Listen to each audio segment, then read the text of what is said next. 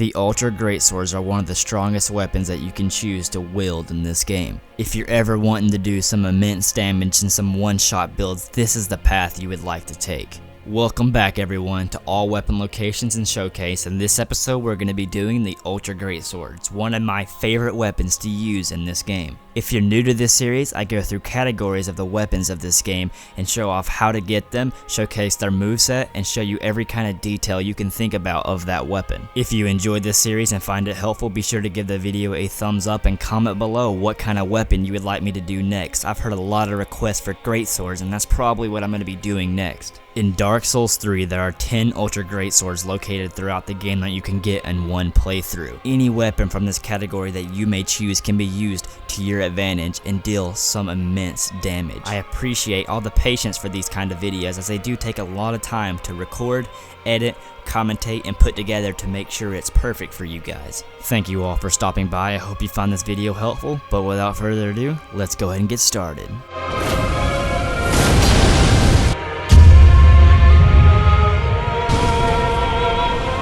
First up, we have the very first greatsword that you can get in this game, and this is the Zweihander that is located from Greyrat's questline. Now, I'm not going to do a full-on tutorial on Greyrat's questline, so later in the video when I actually go to buy it from him, I'll do a quick rundown for it. But if you would like more details for it, you can Google it or even YouTube it, because I guarantee you other people have done it. But the Zweihander is actually a pretty light greatsword. It only stands at 10 pounds. It has a C scaling in strength and a D scaling in dexterity. This Ultra Greatsword is upgraded with Titanite shards all the way up to plus 10 with a Titanite slab, and then it can be infused as well as buffed with any magic spell. This weapon's weapon art is like most other Ultra Greatswords, and that is Stomp. It uses one's weight to lunge forward with a low stance and increased poise and follow with a strong attack for an upward slash. Now it's time for the location of this weapon. As I said, you buy this from Greirat, which is located in the high wall of Lothric. You're going to need to find his cell key, which is down by an Estus shard, go back to the second bonfire of the world, go down to the very bottom, and he's in a cell there. You want to free him and he's going to ask for Loretta's bone. You're going to find that in the undead settlement at the very beginning, hanging from a corpse in the top like cabin area that you're in. Return the Loretta's bone to him and start refreshing the area 2 times, and then he's going to ask to pillage an area to find more items. Say yes, go beat a boss, return, and he will have the Zweihander. And know that's pretty broad in how I explain that, but it's pretty basic. You can look up more details on Google. Goodbye. Next up, we have our second Ultra Greatsword, and that is the Astora Greatsword located in the Cathedral of the Deep.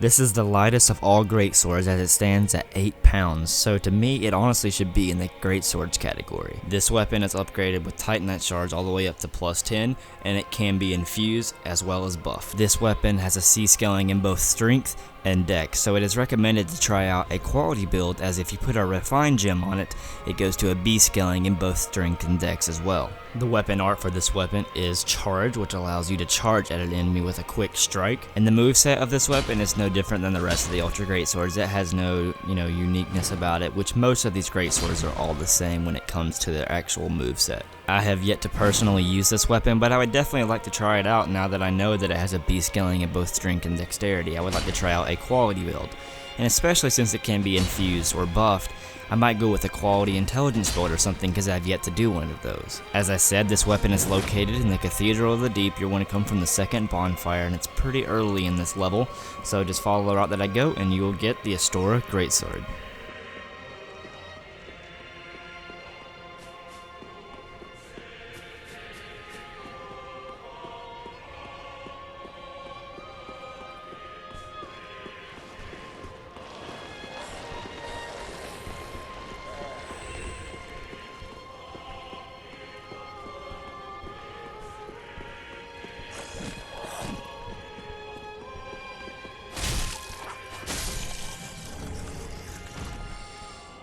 Next up, we have the Cathedral Knight Greatsword located in the Cathedral of the Deep.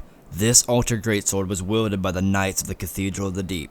It is highly destructive, if intolerably heavy, standing at 15 pounds. Its blade is flattened for use as a strike weapon, but the point of the end allows for thrusting. This weapon can be upgraded to plus 10 with Titanite shards, and it can be infused as well as buffed by any magic spell. Yet again, the weapon art for this weapon is Stomp, which allows you to use your weight to lunge forward with a low stance and a high poise, followed with a strong attack for a spinning slash other than an upward slash like the Zweihander. This weapon has a C scaling in strength and a D scaling in dexterity, but I have seen a lot of people use this weapon since it can be infused and buffed. You can use it for all sorts of builds. All in all, this is an ultra greatsword that I definitely recommend trying out. I will be trying it in one of my future builds. This is our first weapon that we're going to have to farm off an enemy drop, so I recommend coming to the Cathedral of the Deep with the gold covetous ring that you get in the Profaned capital. Come to the Deacons of the Deep bonfire, come to the outside, and you're going to farm the Cathedral Knight.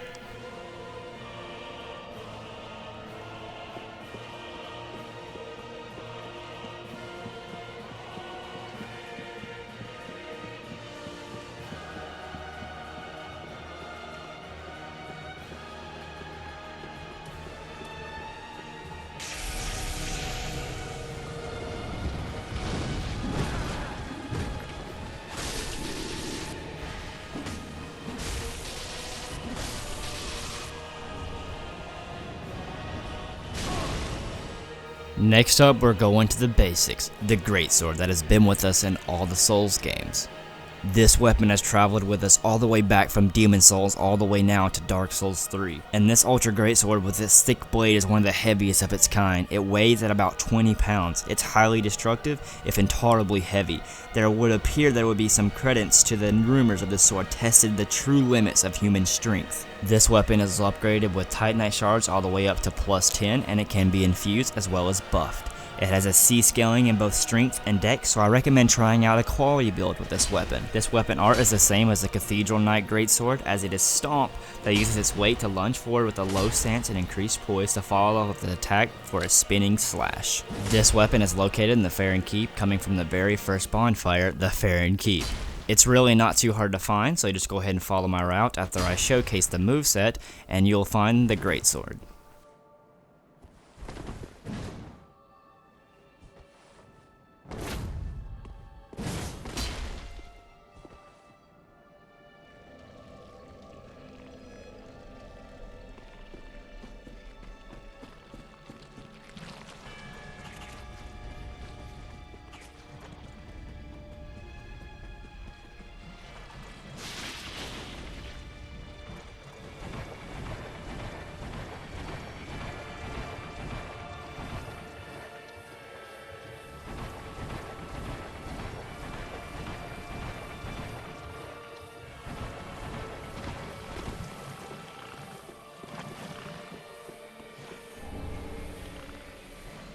Next up, we have the Ultra Greatsword that I've probably seen used more than any other weapon in this game for PvP. This is the Farron Greatsword. This weapon's love is rooted in its unique moveset, as whenever you two-hand it, you have a parrying dagger in the left hand, and your L1 does a large circle attack that is very dominant and almost hits every time. This weapon is the Greatsword used by the Abyss Watchers, the boss fight in the Farron Keep. This is the first special Ultra Greatsword that we come across, as it needs Titanite skills upgraded all the way up to plus 5. Therefore, this weapon cannot be infused nor can it be buffed by any magic spell. The weapon art of this weapon is not anything special, it's just a parry with your dagger. Another reason this weapon is very unique compared to the other Ultra Greatswords is because it scales a C in dexterity and only a D in strength, as most Greatswords, because of their weight, scale with strength. All in all, this is a very fun weapon. It's very efficient, can be considered douchey because of its moveset, but it is very fun to use. This weapon is located after the Farron Keep boss fight. As I said, the Abyss Watchers, you will return back to Ludlith and the Firelink Shrine and trade their boss soul for it.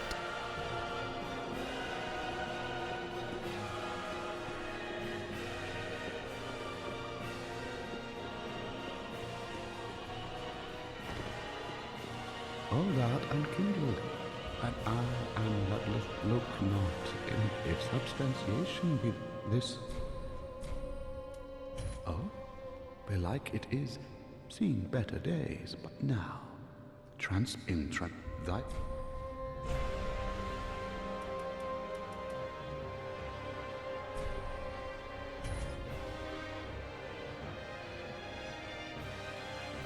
Up next is another fan favorite that has been used for several games. This is the Fume Ultra Greatsword, also known as the Fugs. This weapon is a top-notch choice for a strength weapon as it scales S in strength. There honestly isn't that much to say about this weapon besides that it is purely dominant. It did get nerfed earlier in the beginning of this game because it was just too overpowered, probably the most overpowered weapon in the game. This twisted sword is the heaviest of all Ultra Greatswords, and for that matter, the heaviest of all weapons in this game, as it resembles a black slate. This weapon, said to belong to a trader from long ago, was so heavy that it found no owner and became a forgotten relic of history. The weapon art for this weapon is Stomp. You use one's weight to lunge forward with a low stance, increase poise, and follow with a crushing strong attack, which can almost one-shot every opponent you go against. This is another unique weapon as it is upgraded with Twinkling Titanite all the way up to +5. The odd thing about this weapon can be buffed by magic spells like Karthus Flame Arc or Crystal Magic Weapon or Lightning Blade, which is very weird for a weapon that is upgraded with Twinkling Titanite. Normally special weapons you cannot do that. And even in the Japanese release you couldn't do that, so I don't really know what made them change their mind about the Fugs. But this weapon is located in the Catacombs of Karthus in the Smoldering Lake coming from the Demon Ruins bonfire. Come down here, you're going to have to fight an opponent. Once you kill him, he will drop the Fugs.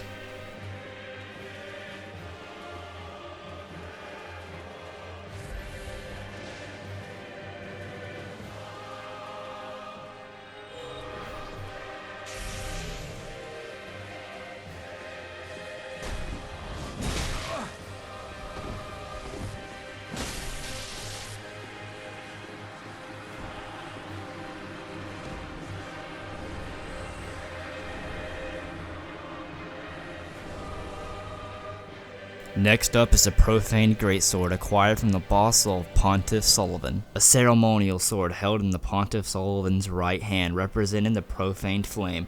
Long ago, when Sulyvahn was a younger sorcerer, he discovered the profaned capital in an unfading flame below a distant tundra of Irithyll, and a burning ambition took root within him. The weapon art of this weapon is the Profaned Flame, which allows you to temporarily summon the Profaned Flame, lunge forward to use a strong attack to enshroud blade in flame. This weapon is upgraded with Titanite scales all the way up to +5, and this weapon cannot be infused nor can it be buffed by any magic spell. This weapon also has a C scaling in both strength and dexterity, so I recommend trying out a quality build for this weapon. And even though it can't be buffed, it can be turned on fire, which is like using Karthus Flame Arc. All in all, it is a pretty good weapon, and as I said, it is located after Pontiff Sulyvahn's boss fight in the Irithyll of the Beryl Valley. Return back to Ludleth and trade his soul for it.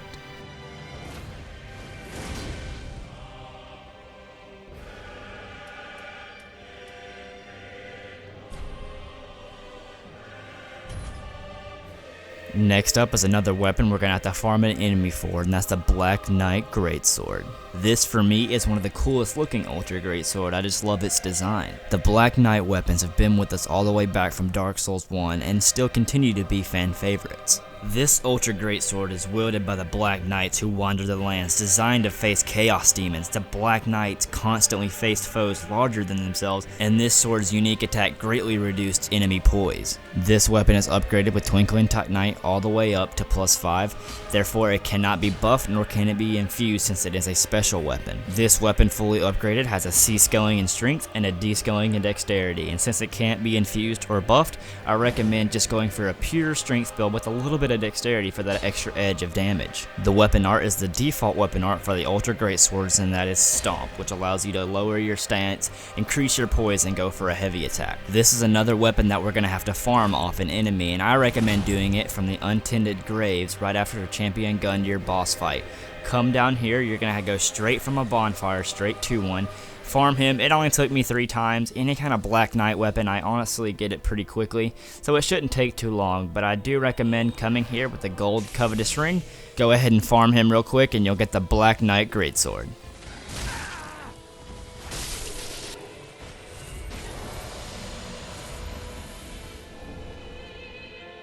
Next up is the Lothric Knight Greatsword that is acquired from farming the Lothric Knights in the Lothric Castle. I want to say it off in the very beginning that this was the hardest weapon for me to get, as I had to farm it for probably about 4 to 5 hours. It would not drop it for me. But anyways, this Ultra Greatsword was wielded by the Knights of Lothric, imbued with the strength of lightning, that trademark of dragon hunting. Very few have demonstrated the extreme strength and dexterity required for this weapon, even in the long history of the Lothric Knights. This weapon is very unique to me, as it is upgraded with Titanite shards up to +9 and can be infused as well as buffed by magic spells, but it already has lightning within the weapon, so any damage that you deal as soon as you get the weapon, it is already doing lightning damage, and it can still be infused with lightning as well as buffed. So that is very, very cool to me. So basically take it from this that this is a great weapon for a strength faith build or a quality faith build. I definitely recommend you try this weapon for that certain build.